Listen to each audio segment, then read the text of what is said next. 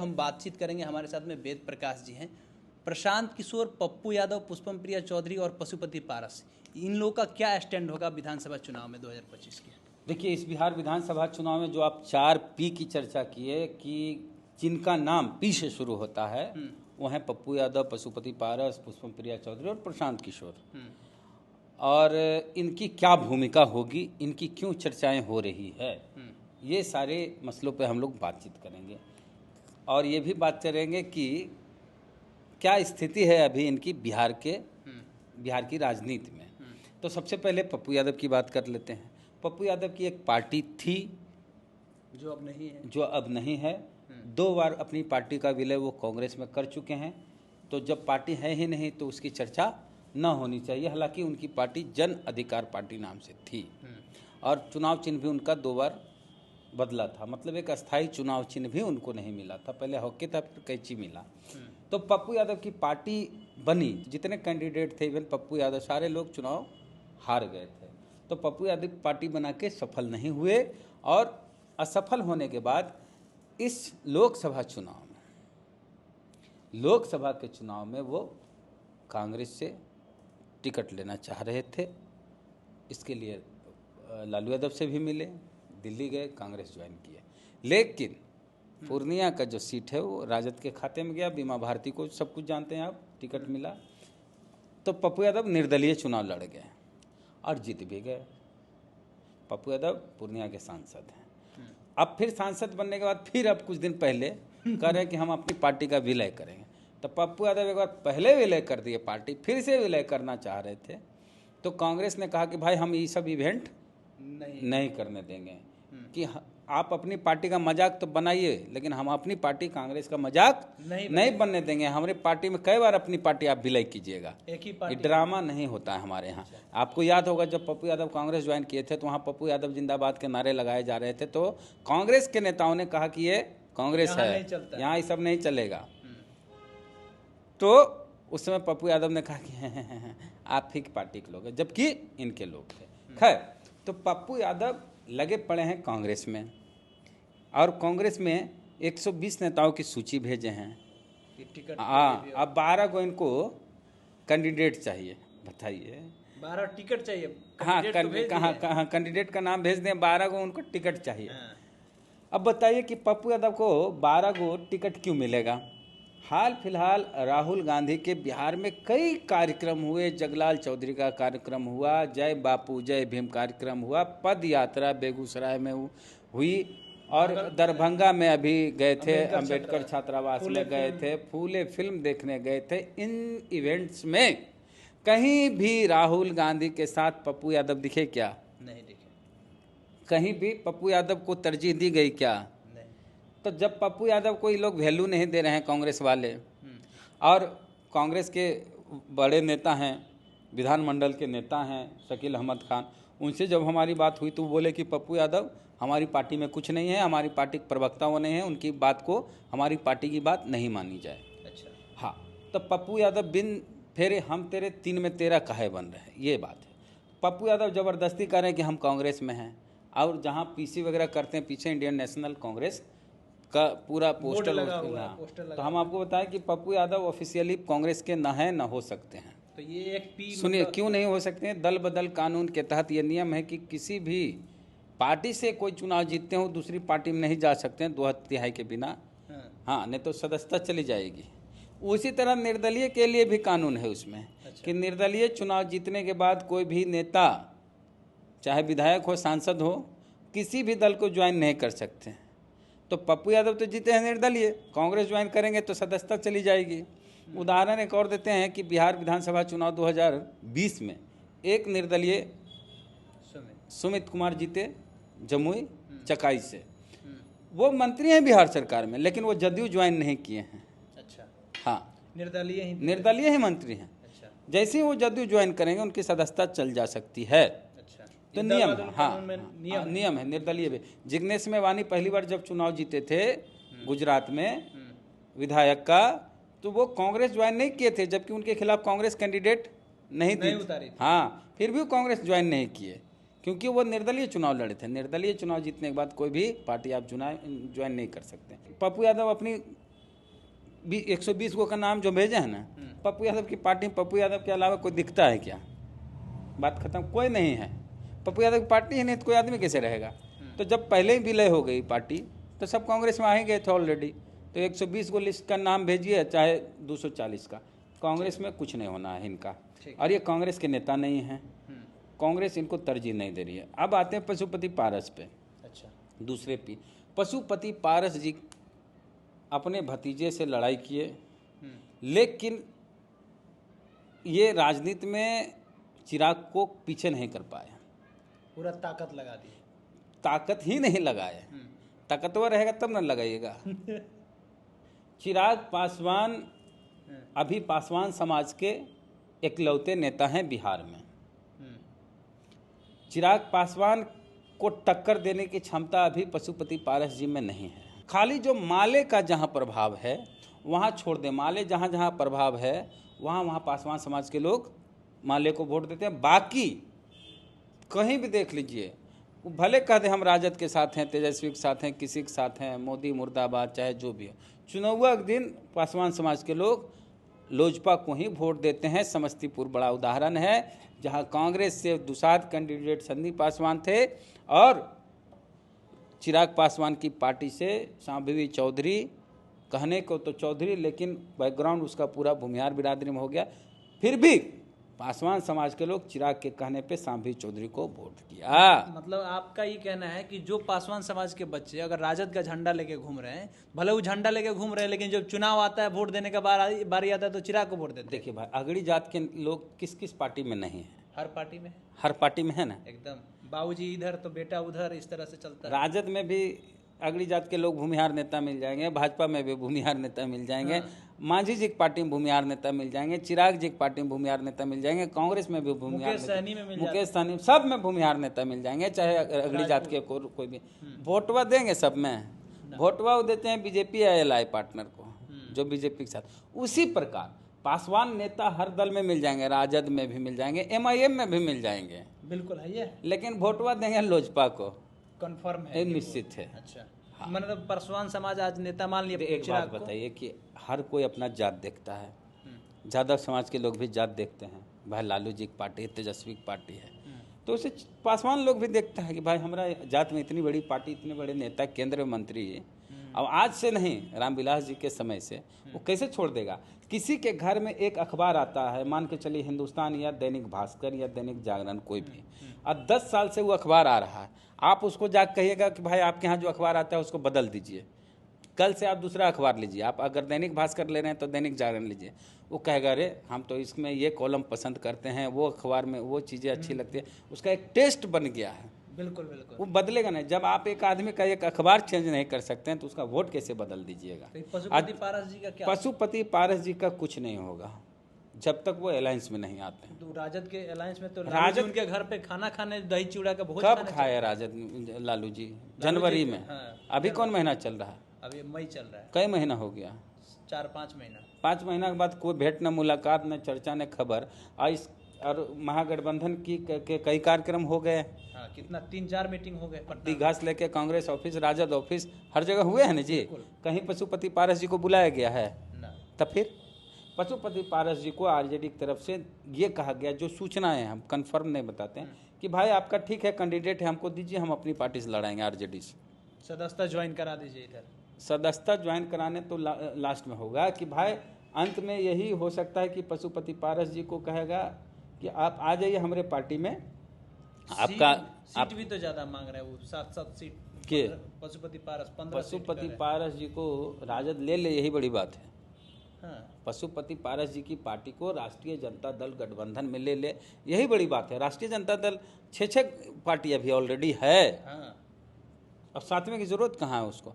हम बोल रहे हैं फिर से कि एगो नई पार्टी अगर बन जाए, मल्लाह की, कोई मल्लाह समाज के व्यक्ति पार्टी बना ले और वो कह दे कि हमारी पार्टी से अलायंस कर लीजिए बीजेपी वाले, करेंगे? क्यों करें? हाँ, पूछेगा कारण। वही बात, वोट कहाँ? वोट मुकेश सहनी के पास है। मल्लाह का वोट अगर मुकेश सहनी के पास है या मदन सहनी के पास है तो एक नई पार्टी। उसी तरह से पशुपति पारस जी के पास अभी उनकी जाति का वोट नहीं है, और नहीं है इसके पीछे भी बड़ा कारण है। बड़ा कारण ये है कि ये लोग कंफर्ट जोन वाले नेता हैं। कंफर्ट जोन बोले तो एकदम जो आराम। हाँ, वो निकलेंगे नहीं। जैसे प्रिंस राज हैं, प्रिंस पासवान अच्छा बोलते हैं, हाँ, वक्ता अच्छा है, बोलते अच्छा है, चीज़ों को अच्छे से रखते हैं, लेकिन बोलते नहीं हैं। एकदम मोटिवेशनल स्पीकर। उस दिन जब वे स्पीच दे रहे थे लग रहा था मोटिवेशनल स्पीच। जो भी हो अच्छा बोलते हैं। हम प्रिंस राज की प्रशंसा करते हैं कि वे एक अच्छे वक्ता हैं, लेकिन वो कंफर्ट जोन में, घर से निकलना नहीं चाहते, फील्ड में जाना नहीं चाहते। जबकि चिराग पासवान मंत्री रहते हुए भी पूरा जोत रहे हैं बिहार को, देश के कोने कोने में हाँ, वो तो काम विभाग के काम से भी जाते हैं, लेकिन कुछ नहीं है अभी प्रिंस पासवान। लेकिन तो हाँ, घूमना चाहिए। तो कहीं नहीं जा रहे हैं। दिक्कत यहाँ है, प्रिंस के पास बहुत बड़ा मौका है कि वो नेता बन सकते हैं, लेकिन घूमिएगा तब ना। आप घर में पड़ल हैं, दिल्ली की हवा लगी हुई है, दिल्ली में ही रहेंगे, ऐसे में कैसे होगा। चाहे पशुपति पारस जी, अब उनकी एक उम्र हो गई है, कितना चलेंगे।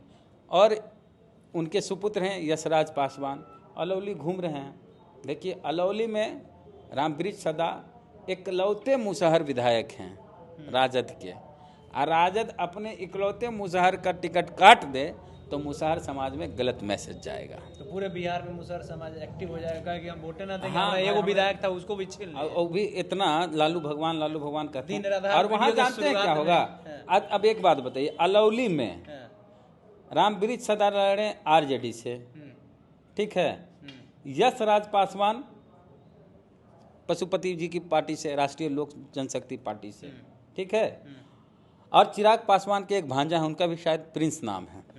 प्रिंस लड़े चिराग पासवान की लोजपा आर से।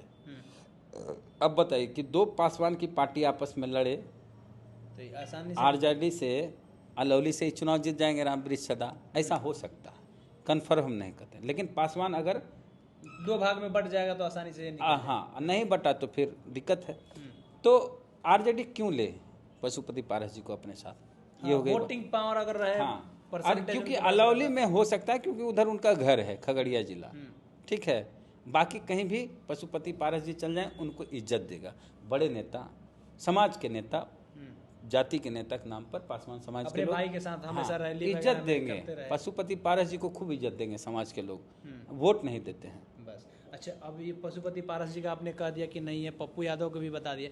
पुष्पम प्रिया चौधरी का क्या होगा, क्योंकि पिछला बार विधानसभा चुनाव में इनके बहुत सारे नॉमिनेशन भी रद्द हो गए थे, पूरे विधानसभा चुनाव को इन्होंने देखा है बढ़िया करीबी से। पुष्पम प्रिया चौधरी की पार्टी के 148 उम्मीदवार चुनाव लड़े थे पिछली बार, 1 लाख कुछ हजार वोट इनको टोटल आए हैं। और पुष्पम प्रिया चौधरी को भी 5000 के आसपास एक जगह वोट आया बांकीपुर में, और मधुबनी जो बिस्फी जो चुनाव लड़ी थी वहाँ से 1-1.5 के आसपास जो भी वोट आए, 1500 के जो भी वोट हो, 2000 से कम। तो बताइए कि जिस कैंडिडेट का, पार्टी के नेता का ही 5000, 1000, 1500 वोट आता है, उसको कोई भी दल अपने साथ गठबंधन में क्यों ले। ये सवाल पुष्पम प्रिया चौधरी से भी हमारा होगा कि भाई आपको आरजेडी अपने साथ क्यों ले।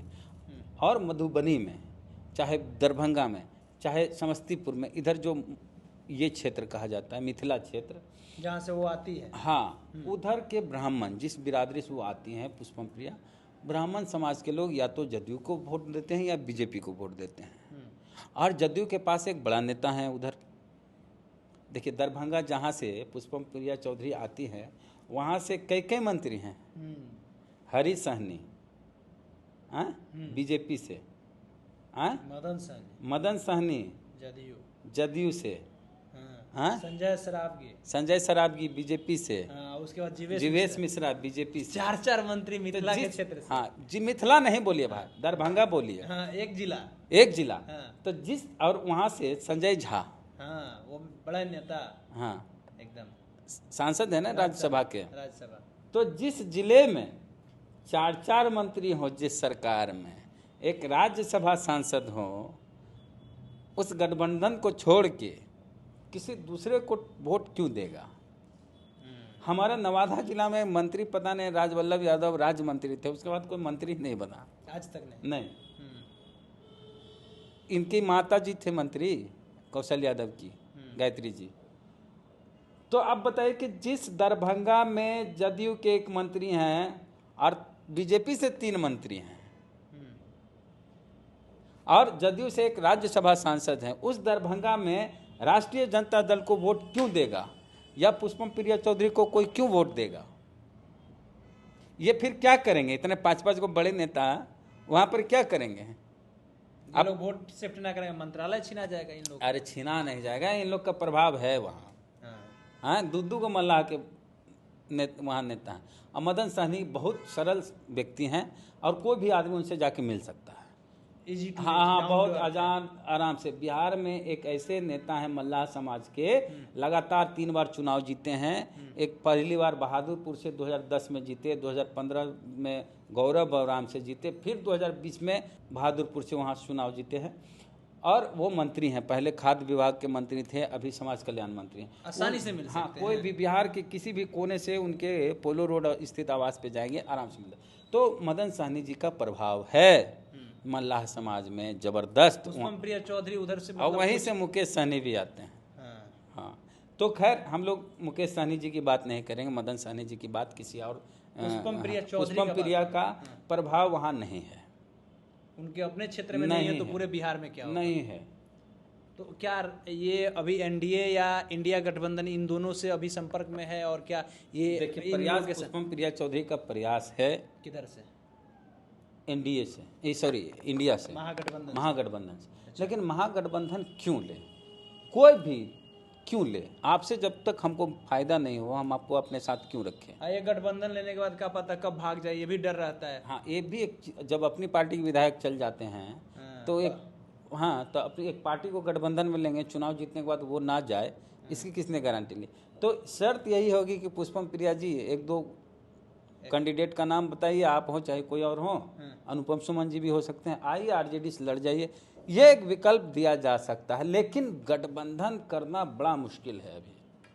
आज के दौर में पार्टी खचाखच हाउसफुल चल रहा है गठबंधन। अच्छा। और उसके बाद प्रशांत किशोर को लेके अब हम बोलेंगे भाई कि बिहार में दलितों की अपनी पार्टी है, पासवान समाज की है, चिराग पासवान की पार्टी लोजपा आर है, राष्ट्रीय लोक जनशक्ति पार्टी है, तो पासवान समाज की 2 पार्टी है, मुसहर समाज की 1 पार्टी है, हम सेकुलर। ये दलितों की पार्टी नहीं है, एक पार्टी है। ये दलितों की दोनों पार्टी नहीं, ये दोनों अपने अपने जात की पार्टी है। रविदास समाज के, पासी समाज के, मांझी समाज के कोई नहीं दिखेंगे लोजपा में। चिराग की पार्टी हो चाहे पशुपति जी की हो, और मांझी जी की पार्टी में आपको दूसरा जात के लोग नहीं दिखेंगे।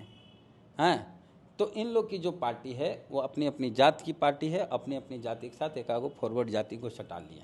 तो ठीक है, जब यहाँ बिहार में पासवान की पार्टी हो सकती है, मुसहर की पार्टी हो सकती है, मल्लाह की पार्टी हो सकती है, यादव मुस्लिम की पार्टी हो सकती है, तो भाई अगड़ी जात की पार्टी क्यों ना हो?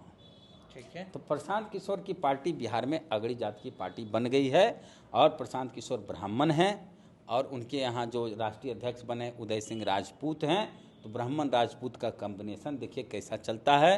तो कह सकते हैं कि बिहार में एक अगड़ी जाति की पार्टी बन गई है जिसका नाम जनसुराज है। मतलब आप कह रहे हैं कि प्रशांत किशोर का जो जनसुराज है वो ब्राह्मण और राजपूत की पार्टी है? तो किसकी? जब मांझी जी की पार्टी दलित की पार्टी बोलता है, चिराग की पार्टी की दलित पार्टी बोलता है, तो प्रशांत किशोर की पार्टी का अगड़ी जात की पार्टी बोलने में क्या गुनाह है?